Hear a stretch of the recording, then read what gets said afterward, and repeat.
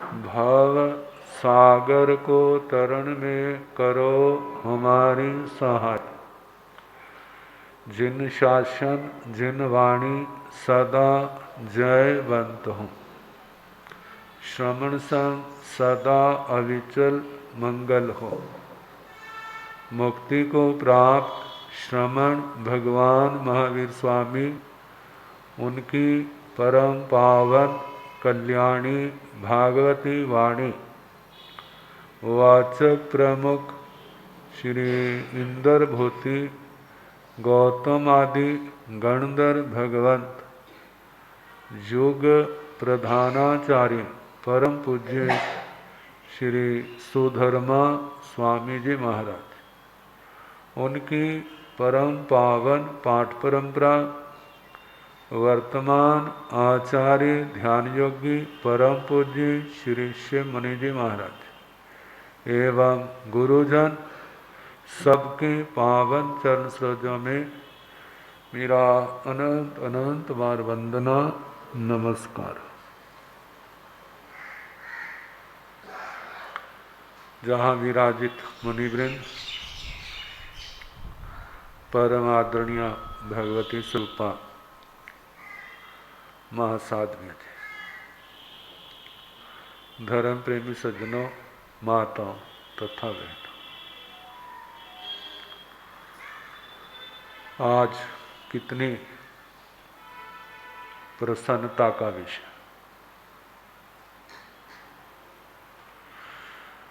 जब एक नदी होती है ना, उसमें दूसरी आती है तो क्या बन जाता? संगम, तीर्थ। हमारे से पहले जहाँ पर महासाध्वी श्री संतोष जी महाराज विराजमान थे, हम आए और उसके बाद महासाध्वी श्री करुणा जी महाराज। आज उसमें भी और विशेषता भगवती स्वरूपा महासाध्वी जी, महासाध्वी श्री प्रिय दर्शना जी, महासाध्वी रतन ज्योति जी, महासाध्वी पीयूष दर्शना जी, महासाध्वी रुचक दर्शना आदि। मेरे को सबके नाम नहीं याद रहते नहीं। आज सुबह इनका पंचकुला से जहाँ पधारना हुआ, बहुत अच्छा लगा। जब हम इंदौर में थे तो दीक्षा हो रही थी, वहाँ पर महासाध्वी रतन ज्योति जी खूब अच्छी तरह रौनक लगाई हुई थी। कहते थे काजू बादाम पिस्ता वैरागन लेवे दीक्षा। तो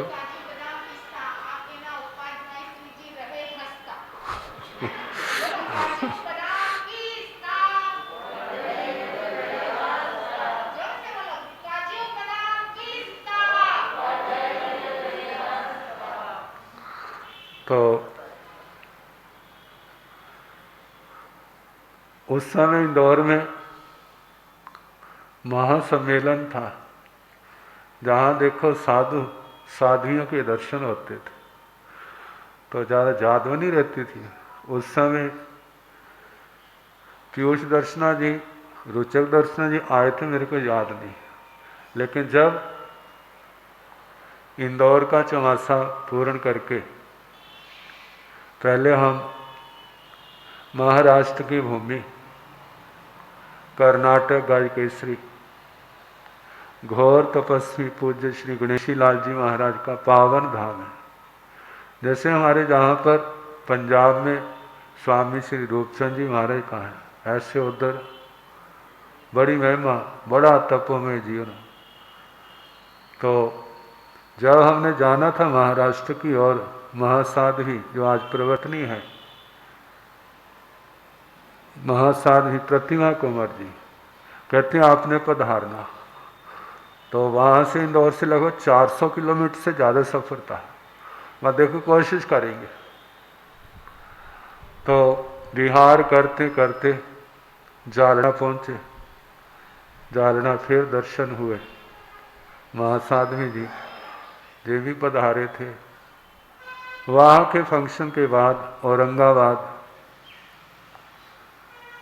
जगह जगह होते आचार्य भगवान शांति के देवता, साक्षात भगवान की मूर्ति इस पंचम काल में आचार्य श्री आनंद ऋषि महाराज का पावन धाम। कभी वो समय था जहाँ पर हमने तो नहीं देखा, आचार्य भगवान इस चंडीगढ़ में पधारे थे। कोई साक्षी है उस समय का? इस समय कितने आचार्य श्री आनंद ऋषि जी महाराज जहाँ पधारे थे, गुरुकुल में फंक्शन हुआ था, उनका अभिनंदन अम्बाला में भी हुआ था, बहुत समय था। और कभी वो भी समय था 94 का, जब आचार्य भगवान पूज्य श्री देवेंद्र मुनि जी महाराज, वो तो उस समय तो हम साक्षी हैं, सामने भगवान का फट्टा लगा होता था, उनके कितनी रौनक, कितना अमृत वर्षा था। अहमद नगर में वहाँ पर भगवान के दर्शन तो नहीं किए, लेकिन उस पावन धाम पर पहुंचने का हमारे को सौभाग्य मिला। जहाँ पर भगवान विराजते थे वहाँ पर दोपहर के बाद हम बैठ जाते थे, और उस समय साधवियाँ, जैसे ना क्लास लगी होती है ना, चारों साधवियाँ बैठी होती, फिर उसके बाद प्रश्नोत्तर चर्चा चलती, और उसमें जो साधवियाँ भी आती थी, बड़ा अच्छा लगता था। कुछ दिन वहाँ पर रहे, फिर उसके बाद हम, क्योंकि पूना में चौमासा था, अक्षय तृतीया, बम्बे का भाव था, उस और नासिक, शिरडी, नासिक, भिवंडी, बम्बे, लोनावाला होते हैं उधर गए थे पूना के। तो साध्वी जी पधारे, बहुत अच्छा लगा। बड़े सौभाग्य से, कहते हैं ना जिसको नदी नाव संयोग, कब नदी में उतरना होगा, कब नावा का योग होगा, उसके बिना तो नहीं। साध्वियाँ जी हमारे इधर पधारी हैं, हमारी सबकी ओर से साध्वी जी का, सब समुदाय का हमारी ओर से हार्दिक अभिनंदन है। सब साध्वी जी पराया न समझना, जो सारा पंजाब हरियाणा सब आपके लिए अपना है। जहाँ भी जाए सभी ओर से, कोई मतलब कि आपके ही है, धर्म लाभ लें, सेवा का लाभ दें, इन लोग हमारे लोगों का जो सौभाग्य होगा। अब हम अपनी बात की ओर चले। 9 तत्व जिन वाणी का सार है। 25 बोल 9 तत्व हमारे हृदय के अंदर समाया होना चाहिए। मोक्ष मार्ग कितने कहते हैं, बड़ा मुश्किल है भाई। जब 25 और 9 तत्व भी आप याद नहीं कर सकते तो 8 कर्मों को तोड़ोगे कैसे? वह तो इससे भी अनंत गुना ज्यादा क्या है, मुश्किल काम है। इसके बिना गुजारा नहीं होगा। सीखो, मेहनत करो। जे भगवान के वचन है, हमारे नहीं। कितने लोग कह देते ना महाराज वो ग्रंथ बताओ जिसमें जैन धर्म का सार हो। जैसे सनातन धर्म में गीता आती है, सिख धर्म में उनके जप्पू जी साहब, गुटका साहब जो आते हैं, कुरान मुस्लिम धर्म में आता है, ईसाई धर्म में बाइबल आता है। हमारे क्या आता है? अब हमारी परंपरा द्वारा मान्य तो 32 आगम में किसका नाम ले भला? सबका अपना अपना स्वरूप है। तो हम तो कहते हैं जैन धर्म का सार, यदि आप सच में सीखना चाहते हैं ना, तो आप 25 बल और 9 तत्व गुरुजनों के चरणों में बैठ करके सीखो। 25 बल और 9 तत्व के अंदर जैन धर्म की जो मूल जानकारी है वह सारी की सारी आ जाएगी। इनके अंदर संसार में कौन भटकता है इसका भी उत्तर है, संसार में कौन सुखी है उसका भी उत्तर है, जन्म मरण की इस परंपरा को तोड़ने में कौन समर्थ होता है उसका भी वर्णन है। वो मार्ग कौन सा है, नरकों को जाने वाला, त्रियंच गति को जाने वाला, मनुष्य गति को, देव गति को, सिद्ध गति को जाने वाला मार्ग कौन है? इस 25 बोल और 9 तत्वों के अंदर सारा समाया हुआ। जानते हैं जिस समय आर्मी के लोग कहीं जाते हैं ना, तो उनको नक्शा पकड़ा देते हैं, वहाँ वहाँ जाना है, और नक्शा लेकर के ना वहीं पर पहुँच जाता है। ऐसे ही भगवान ने भी हमारे सामने हमारे गुरु परंपरा में वो नक्शा पकड़ाया आगम वाणी का, और वही गुरु परंपरा से चलते चलते हमारे हाथ में आ गया है। वो कौन सा नक्शा है? सामायिक पाठ, प्रतिक्रमण, 25 बोल और 9 तत्व। हमारे जिसको भी दीक्षा देनी होती है तो पहले भाई 25 बोल याद करना। जब मैं गुरु जी के पास आया ना, इच्छा कारण का पाठ, तत्सूत्री का पाठ याद कर लिया ना, तो गुरु जी कहने लगे जो हमारे साधु बनता है ना उसको सारी किताब याद करनी। हम सोचने हे भगवान इतनी बड़ी किताब कैसे याद करें, लेकिन गुरुओं का सिर के ऊपर हाथ था, एक एक पाठ करते सारे पाठ क्या हो गए, सारे पाठ जो हम देख करके घबरा जाते हैं, लेकिन इतने डल दिमाग नहीं है आप लोग। स्कूल की पढ़ाई में कितनी मेहनत करते हैं ना, क्या कभी धर्म की पढ़ाई में भी इतनी मेहनत की है?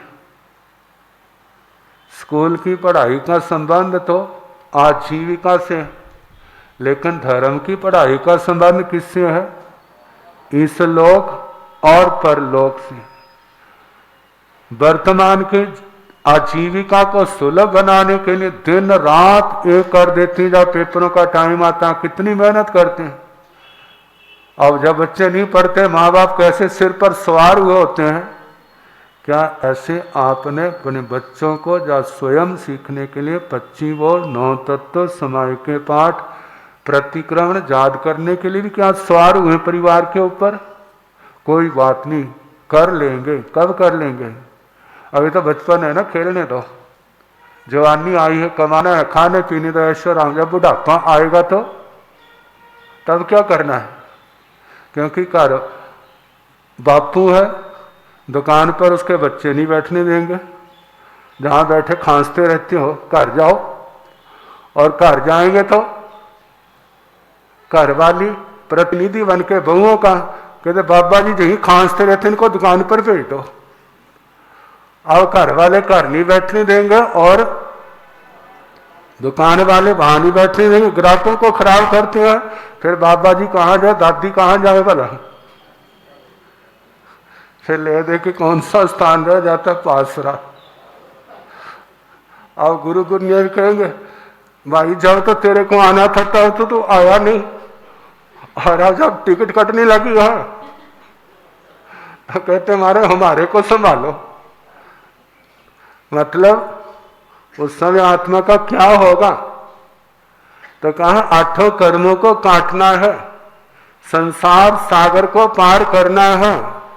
तो ये 25 और 9 तत्व क्या होना चाहिए? हर समय दिमाग में होना चाहिए। जब मृत्यु का समय आए उस समय ये ध्यान ना हो मेरा बेटा कौन सा सेट है, कौन सा सेट नहीं है। कहते उस समय अपने आप को देखो, क्या तुम सेट हो या नहीं हो?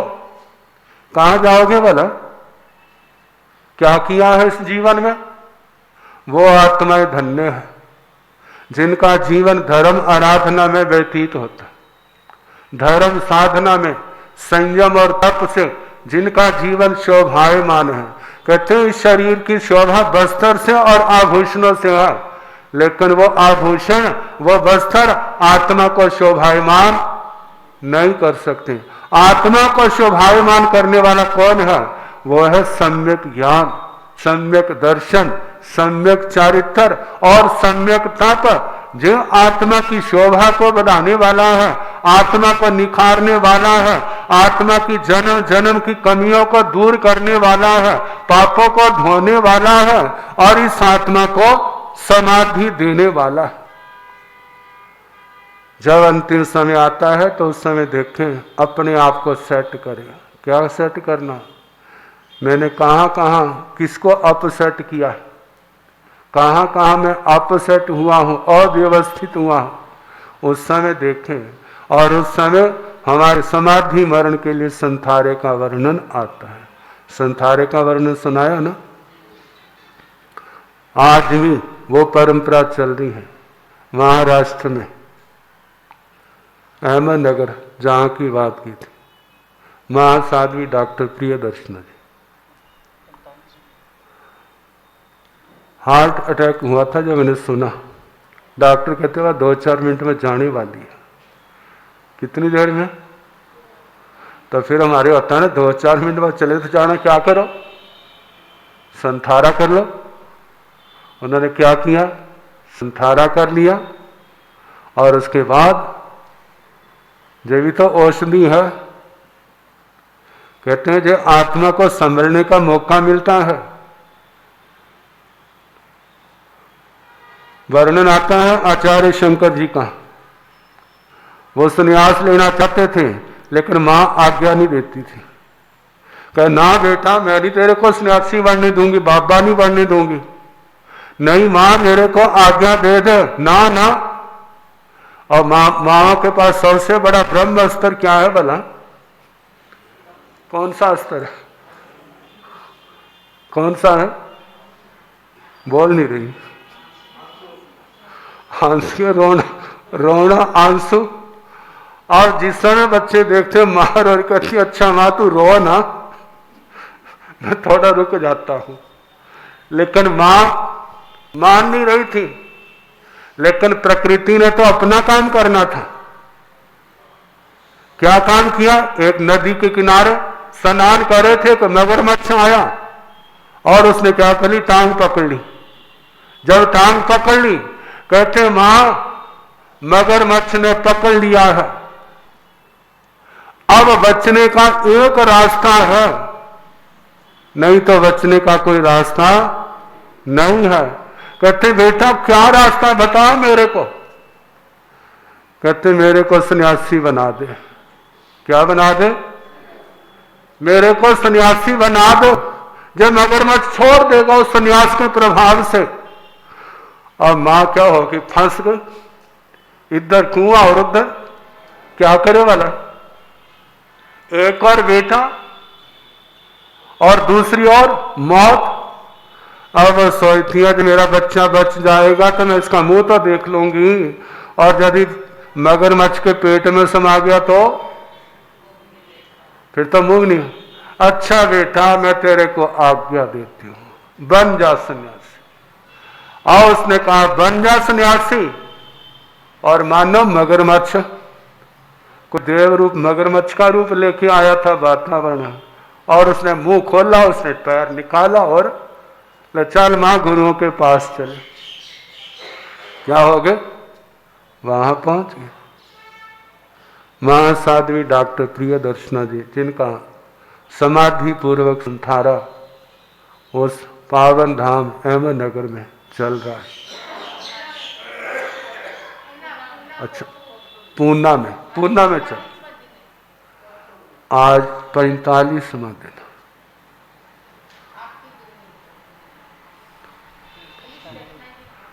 पीयूष दर्शना जी महाराज, उनके गुरुनाथ जी महाराज, हमें याद है जब क्लास लगती थी हमारे वहाँ बैठते थे, वो स्वयं आती थी उस क्लास में और प्रश्नोत्तर होते थे। व्याख्यान में भी पधारते थे, उनका समाधि भाव बना रहे, उनका समाधि भाव बना रहे, परिणाम उत्तरोत्तर वर्धमान रहे। हमारी उसके इनके लिए बहुत बहुत शुभकामना। आचार्य भगवान की छत्र छाया उनके ऊपर बनी रहे, उनका संबल, उनका सहारा उनको मिलता रहे, आखिर तक समाधि भाव से इस मृत्यु के ऊपर विजय पाने में वो सफल हो। तो धर्म आराधना, धर्म दुर्लभ। वो धर्म कौन सा है? अहिंसा, संयम और तप। हम भावना भाई, हे परमात्मा मुझे क्या मिले, मुझे क्या मिले? मुझे चक्रवर्ती नहीं बनना, वासुदेव नहीं बनना, देवता बनने की भी भावना नहीं है, इंद्र आदि बनने की भी भावना नहीं है। क्या बनूं? मेरी आत्मा में अहिंसा, संयम और तप का अवतरण हो, जे मेरी आत्मा के अंदर प्रकट है। मेरी आत्मा के अंदर करुणा भाव आए, मेरे जीवन में संयम आए, कभी पाप की ओर ध्यान ना जाए। यदि आता है तो मैं उसको क्या कर लूं? रोक लूं। मेरे अंदर जो बल पैदा हो, मैं तपस्या करूं और इसके बदले मेरे को कोई संसार की कामना नहीं कर। देखो आज भी वो भगवान तीर्थंकर अरिहंत परमात्मा की वो गंगा बह रही है। आज भी साधु साध्वियां हैं, श्रावक श्राविकाएं हैं, जथा शक्ति ज्ञान दर्शन चारित्र तप की आराधना कर रहे हैं। वर्षी तप की आराधना। कल ही आपने देखा एक बहन का कल आईमिल का मास खमन था, पंचकुला में थे। छोटी सी बच्ची ने क्या की थी? ठाई की थी, और एक भाई ने 9 व्रत किए थे। और आज भी कितनों के वर्षी तप स्थान स्थान पर भाइयों के, बहनों के, साधुओं के, साध्वियों के चल रहे हैं। ये सारा किसके लिए है? ताकि हमारी जन्म मरण की परंपरा का जो मूल कारण है वो क्या है? कर्म है। वो हमारी कर्म परंपरा टूट जाए, कर्मों के बंधन टूट जाए और हमारी आत्मा इस संसार सागर को पार कर जाए। जे भावना भाए, जब भावना सच्चे मन से होगी तो अवश्य स्वीकार होगी, अवश्य हम उस धर्म के आराधक बनेंगे, संसार को तरने के अधिकारी बन जाएंगे। समय हो गया है, बाकी कल जैसे समय होगा सुनाने का प्रयास किया जाए।